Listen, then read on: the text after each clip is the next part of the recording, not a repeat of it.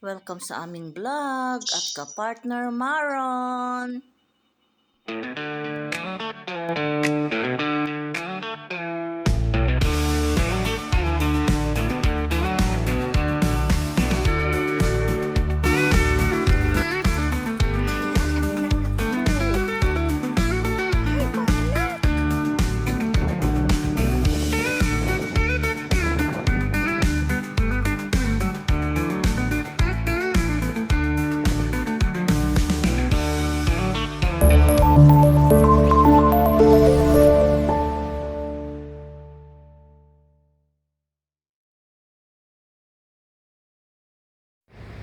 Magandang umaga mga ka-fishing couple.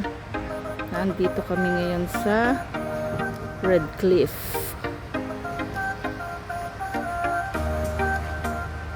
Welcome sa aming vlog. Kasama ko ngayon si ka-partner Maron.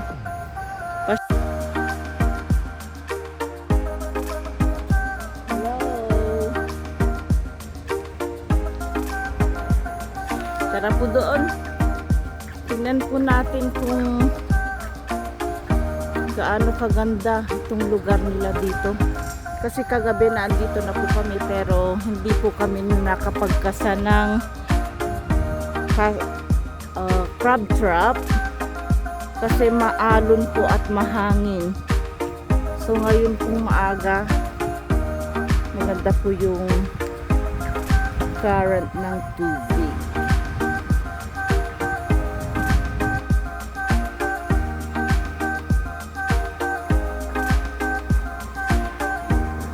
Low tide pa lang po siya. Pero kagabi kasi halata mo yung agos ng tubig, ang lakas. Ano yun? Talaba? Kala ko talaba. Ganda po ng park nila dito.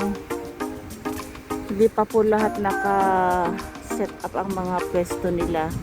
Pero mamaya maglalakad-lakad po tayo hanggang dun sa may dulo doon.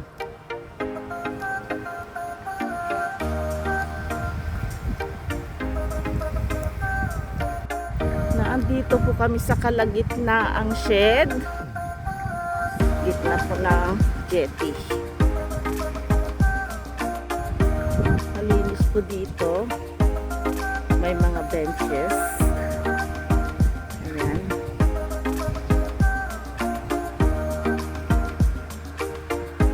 Dito pa lang po malalim na po ang tubig.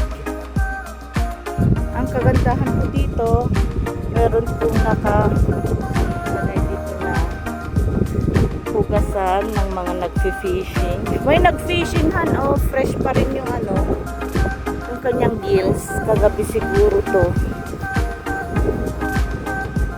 Hindi lang po jetty na pwedeng fishingan, may mga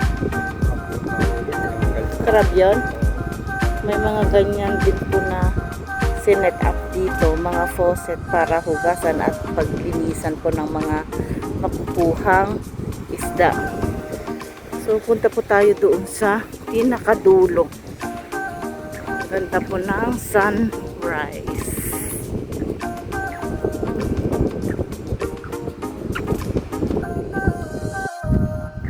Nandito na po tayo sa dulo ng Red Cliff jetty. Ayan po yung yate na tumaong.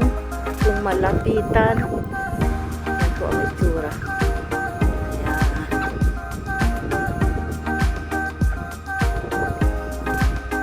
Dito po tayo. Ang dami mong kalat. May naiwan silang mga may mga tsinelas pa. Dito po kami nang umuha ng pusit. Meron pa dun Ay, mga yan. May basurahan mga dito.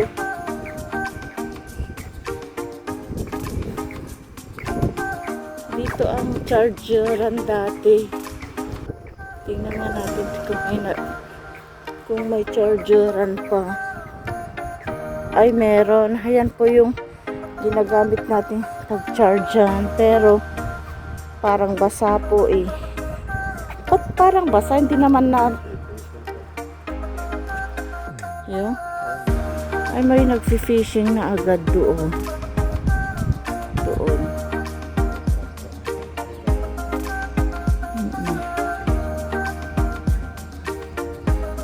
Tumataas na kasi yung tubig. Mamaya doon tayo maglagay ng crab traps.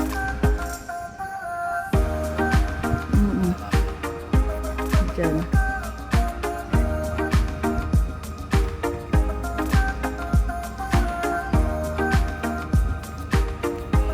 Dito po madaming pusit. Pero dapat po kasi pag kukuha ka ng pusit yung gabi, tapos malinaw yung tubig at saka malakas yung spotlight mo. Ayan, may nagkakayak din po doon. Yun, nagkakayak. So, pasyal-pasyal po muna lang tayo dito. Mamaya po kami magkakasama ni ka-partner Maro ng crab traps at yung fishing rod niya. Marami din pong malaga dito kaya try po naming mag-cast net kung madami kaming makukuha. Ayan po yung yate nila. Brisbane Whale Watching. Siguro po yung mga pasahero niya mamaya pa po sila aalis kaya hinintay niya na niya. Ayan ang ati yate, ang pasaherong yate yan. Tapos meron pong mga family dun una na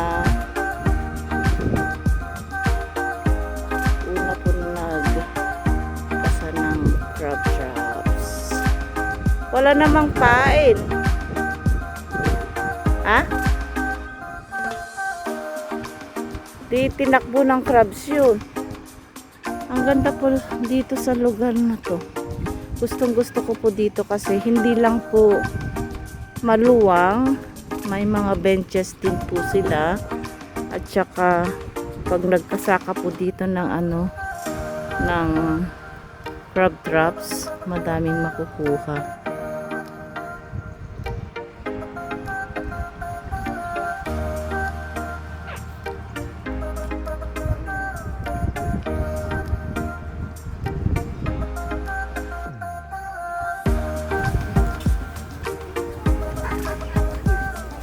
Gumagala na po kami dito. Nakabili na po si ka-partner Maro ng kanyang bouquet, talbos ng sayote at talbos po ng kalabasa. So wala po kasing mabibili na talbos ng sayote doon sa atin. So dito po sa Northcliffe, dito sa market, every Sunday po may nabibili pong talbos ng sayote at saka talbos ng kalabasa. Yung iba po, di pa po sila tapos nag-set up. So, itong mga naandito pa lang po sa bungaran ang natatapos.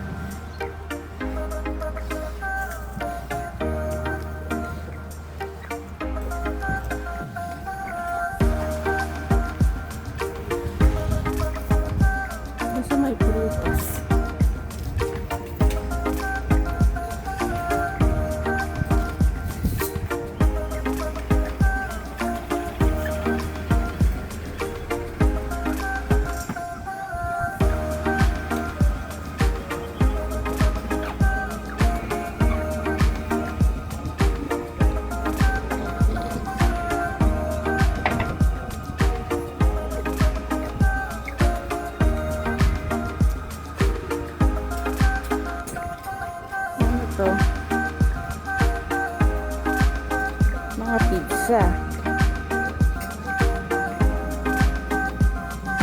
Mga shoe.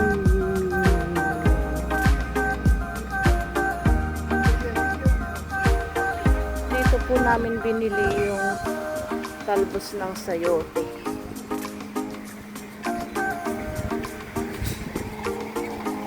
Nahawak ni ka-partner Maro. 250 each po. Yan.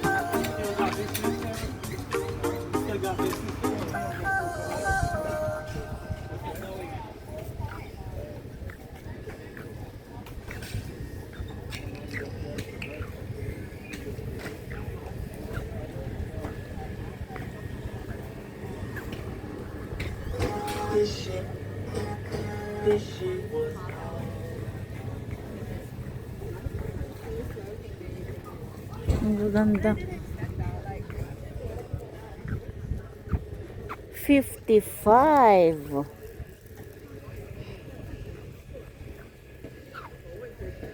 50. Wag na.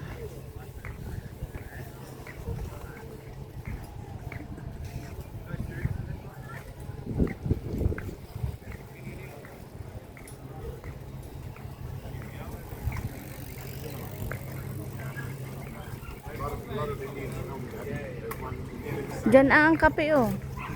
Tanong mo kung magkano yung kape nila dyan. Nangangalay ka na sa iyong bouquet.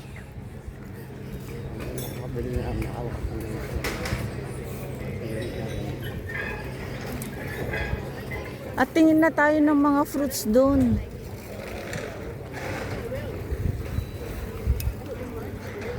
Nagpe-breakfast na po sila. May kanya-kanyang gandang saklob. Mga saklobis.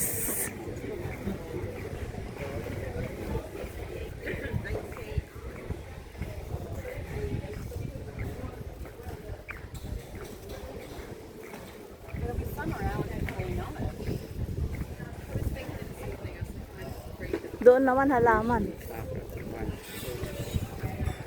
Fishing tackles. Doon ang fishing tackles. Andun oh. Ayun.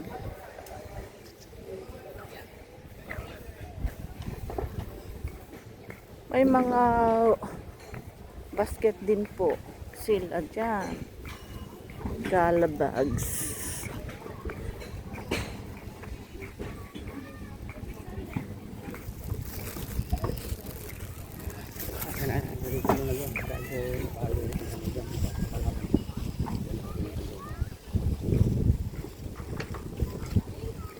Ayun na. Natapachinchin. Dalhin po muna ni ka-partner Maron yung kanyang bouquet of vegetables doon sa kotse bago kami pupunta doon sa may prutasan po doon. So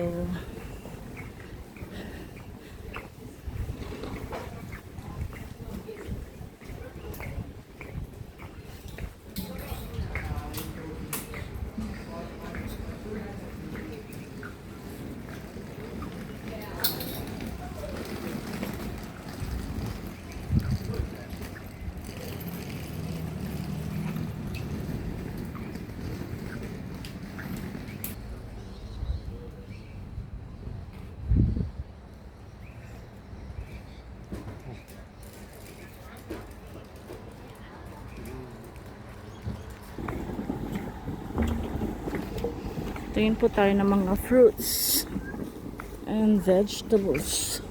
Yan po yung babaeng mabunganga.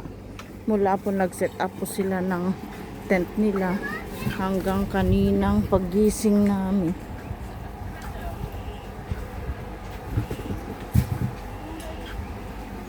Hindi maganda yung sitaw niya oh. Saan ba natin nakita yung sitaw doon? Ganda ng sitaw. Cái loại củ hành xà lách rồi chứ mình dám mà bây giờ đâu ngay. Từng vừa rồi mình có thấy mà ở đâu á.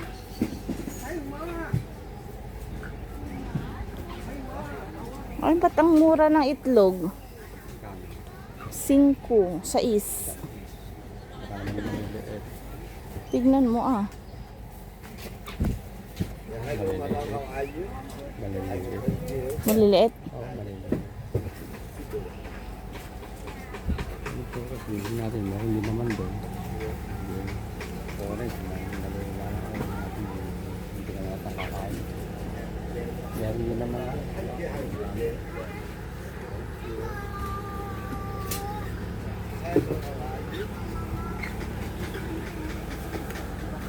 Ay, hinog. Yung mangga, hinog. Kaya ko ng hinog na mangga. Ayan, dili ka na. Kuha ng ano.